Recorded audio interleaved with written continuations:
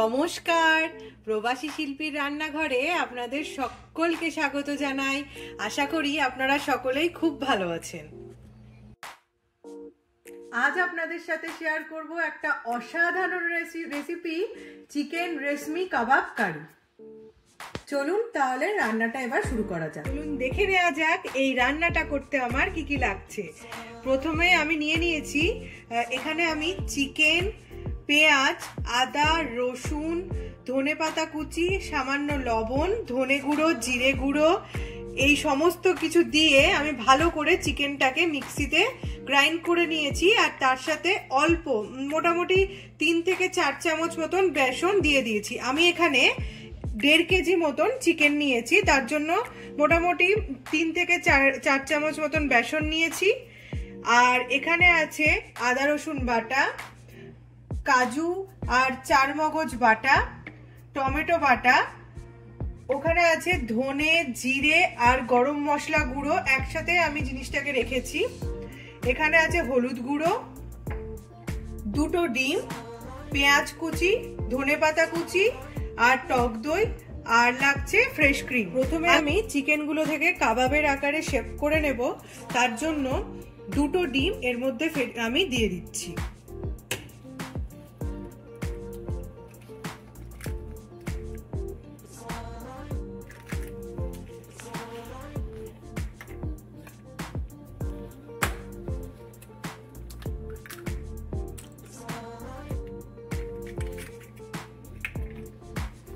এবার ভালো করে আমি মেখে নেব এটা।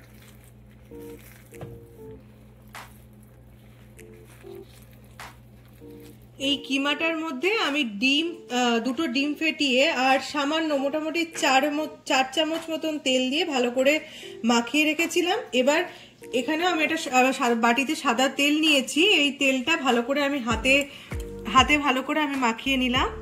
এবার এখান থেকে অল্প মতন কিমাটা নিয়ে আমি ছোট ছোট বড়ার শেপ করে নেব বা কাবাবের শেপ করে নেব। এটা আপনাদের যেরকম মনে হয়, যেরকম সাইজ অনুযায়ী করতে চান আপনারা করতে পারেন। এই যে এর থেকে বড়ও হয়, বাট এরকম সাইজ হলেই ভালো হয়। এরকম সাইজের কাবাবটা এবার প্রতিটা দিয়ে করে নেব। এই যে এই কাবাবের শেপগুলো মোটামুটি 2 ইঞ্চি মতন ডায়ামিটারের হবে আর 1/2 ইঞ্চি মতন এর থিকনেসটা হবে।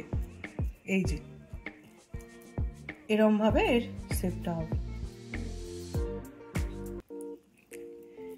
এবার এই কাবাবগুলো বাকিগুলো আমি এরকম শেপে করে নেব, করে নিয়ে তেলে ভেজে নেব। তেল বা ঘিতে এই কাবাবগুলো ভেজে নেব। আমি একটা ফ্রাইং প্যানে সাদা তেল নিয়ে নিয়েছি। তেলটা খুব বেশি দরকার নেই, অল্প তেল দিতে হবে। এরপর আমি কাবাবগুলো দিয়ে দেব। আর কাবাবগুলো দেওয়ার আগে মাথায় রাখতে হবে তেলটা যেন খুব বেশি গরম হয়ে না যায়। খুব বেশি গরম হয়ে গেলে কাবাবগুলো পুড়ে যাওয়ার চান্স থাকবে, আর তার উপরেও মানে চিকেনটা ভেতর থেকে সেদ্ধ হবে না। সেই জন্য হালকা যে গরম হয়েছে এখন, এই সময় আমি কাবাবগুলো ছেড়ে দিচ্ছি।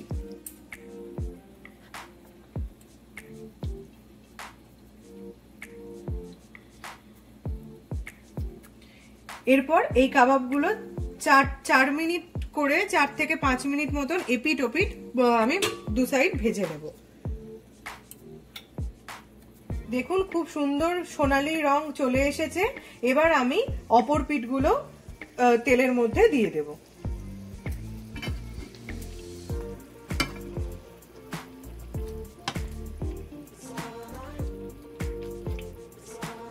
দেখুন কাবাবগুলো এপিট ওপিট একদম গোল্ডেন ব্রাউন করে আমার ভাজা হয়ে গেছে। এবার আমি এই কাবাবগুলো একটা গ্রেভি তৈরি করে তার মধ্যে এই কাবাবগুলো দিয়ে দেব। চলুন তাহলে গ্রেভিটা শুরু করি। গ্রেভিটা করতে প্রথমে আমি একটা ফ্রাইং প্যানে তেল নিয়ে নিয়েছি পরিমাণ মতো। এবার এর মধ্যে আমি কুচনো পেঁয়াজ দিয়ে দিচ্ছি।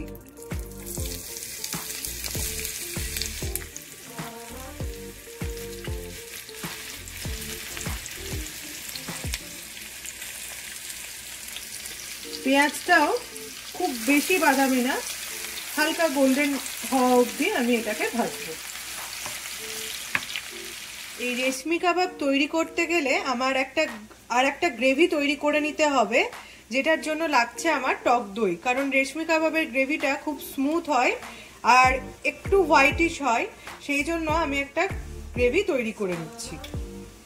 তার জন্য এখানে টক দই আছে। আর এই প্রথমেই বলেছিলাম এখানে আমি জিরে গুঁড়ো, ধনে গুঁড়ো, গরম মশলা গুঁড়ো নিয়ে নিয়েছি। এই পুরো জিনিসটা আমি এই টক দইয়ের মধ্যে দিয়ে দিলাম।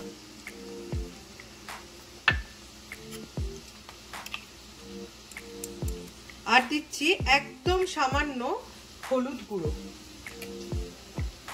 আমি একদম সাদা করছি না, আমি একটু সোনালী রঙের গ্রেভিটা করব, সেই জন্য একদম অল্প হলুদ গুঁড়ো দিয়ে দিচ্ছি এর মধ্যে।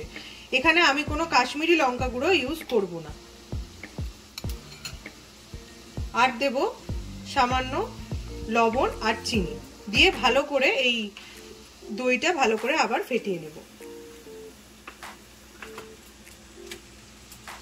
পেঁয়াজটা হালকা গোলাপি করে আমি ভেজে নিয়েছি। এবার এর মধ্যে আদা রসুনের পেস্টটা দিয়ে দেব।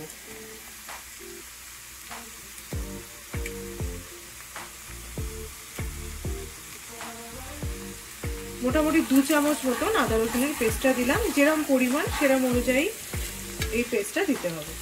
দিয়ে ভালো করে এটা মিশিয়ে নেব। 2-3 মিনিট আমি আদা রসুনের পেস্ট দিয়ে ভেজে নিয়েছি। এবার তেলটাও ছাড়তে শুরু করে দিয়েছে। এবার এর মধ্যে আমি টমেটো পিউরিটা দিয়ে দিচ্ছি।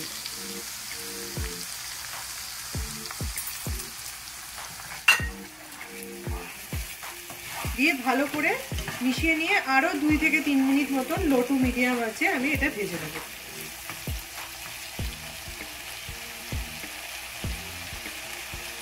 প্রথমে আমি পেঁয়াজ ভালো করে মোটামুটি গোলাপি করে ভেজে নিয়েছিলাম।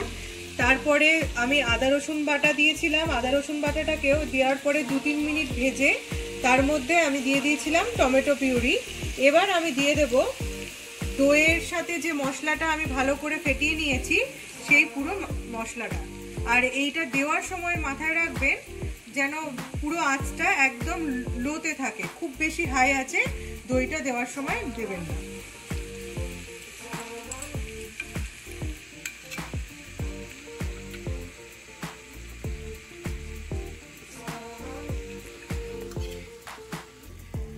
আঁচটা অল্প করে আমি দইয়ের সাথে যে মশলার মিশ্রণটা সেটা দিয়ে দিয়েছিলাম। এবার এটা আমি ভালো করে মিশিয়ে নেব, দিয়ে এটাও ভালো করে কষে নেব মোটামুটি 4 মিনিট মতন, যতক্ষণ না তেলটা বেরিয়ে যায়। দই দেওয়ার পরও আমি মোটামুটি 5 মিনিট মতন একদম লো টু মিডিয়াম আছে ভালো করে দইটাও মশলার সাথে মিশিয়ে নিয়েছিলাম। এরপর দইটা থেকেও তেল বেরিয়ে গেছে। এবার এর মধ্যে আমি কাজু আর চারমগজের যে পেস্টটা করে রেখেছিলাম সেটা দিয়ে দিচ্ছি।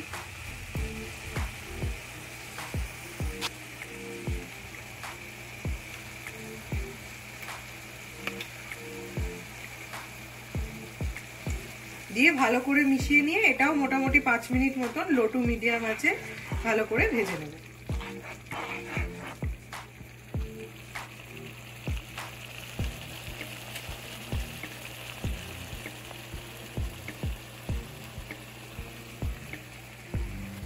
দেখতেই পাচ্ছেন মশলাটা থেকে ভালোই তেল বেরিয়ে গেছে। এবার এর মধ্যে আমি গরম জল দিয়ে দিচ্ছি 1 কাপ মতন। আপনারা যদি গ্রেভি চান, খুব মানে পাতলা গ্রেভি চান আরো দিতে পারেন। এটাই যেহেতু হালকা মানে গ্রেভিটা খুব বেশি নয়, তাই জন্য আমি অল্প জল দিলাম। এবার এই গ্রেভিটাকে আমি মোটামুটি এই 2 থেকে 3 মিনিট মতন লো টু মিডিয়াম আছে ফুটিয়ে নেব। তারপরে কাবাবগুলো এর মধ্যে দিয়ে দেবো। দেখুন খুব সুন্দর একটা কালার চলে এসেছে, হালকা সোনালী রং, আর ঝোলটাও ফুটে গেছে খুব ভালো করে।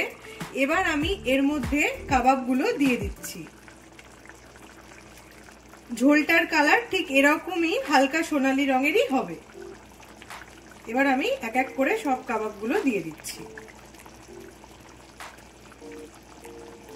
দেখুন আমি সবকটা কাবাবই ঝোলের মধ্যে দিয়ে দিয়েছি।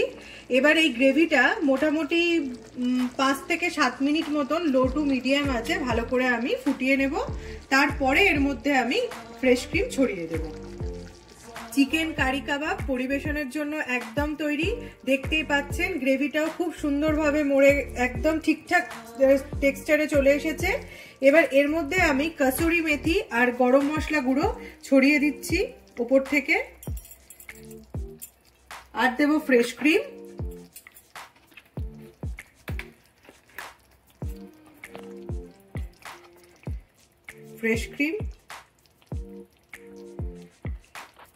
আর সামান্য ধনেপাতা।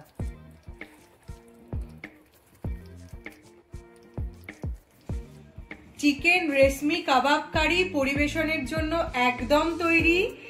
এই রেসিপিটা একটু সময় সাপেক্ষ হলেও যখন আপনারা পরিবেশন করবেন তৈরি করার পরে দেখবেন সমস্ত ক্লান্তি দূর হয়ে গেছে। এই গ্রেভিটা এত সুন্দর, তার টেক্সচার এত সুন্দর, এই রেসিপিটা খেতে যে আপনাদের খুবই ভালো লাগবে। আমার অনুরোধ রইল একবার হলেও এই রেসিপিটা কিন্তু অবশ্যই বাড়িতে ট্রাই করবেন। আমার এই ভিডিওটা যদি আপনাদের ভালো লেগে থাকে লাইক করবেন। আমার চ্যানেলে নতুন হলে প্রবাসী শিল্পী চ্যানেলটিকে সাবস্ক্রাইব করবেন।